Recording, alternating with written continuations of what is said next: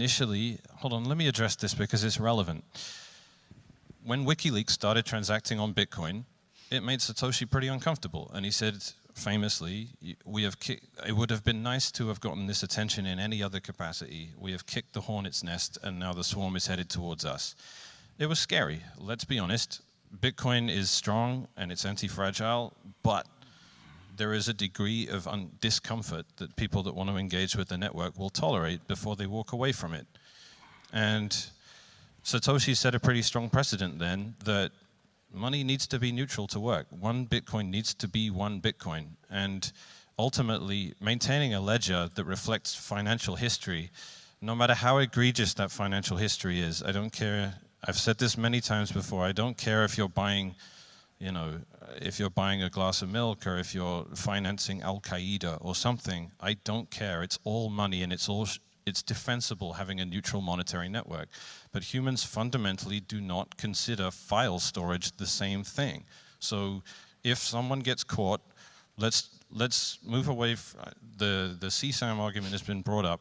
I don't like talking about it because it's such an emotionally charged topic that people think immediately I'm trying to be manipulative.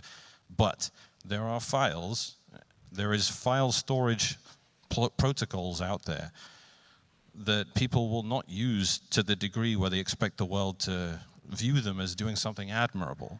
You're not going to run a file storage server in your house and give people the ability to anonymously upload any data to it for some ethical, you know, greater design, because people just don't work like that. If someone's getting dragged off to jail because they have illicit government, you know, files, you know, illegal pornography, malware, all that stuff, which, by the way, the Bitcoin network is a gift to anyone that wants to engage in that kind of stuff because it has anonymous upload and it has enthusiastic peers that will relay this to anyone on request.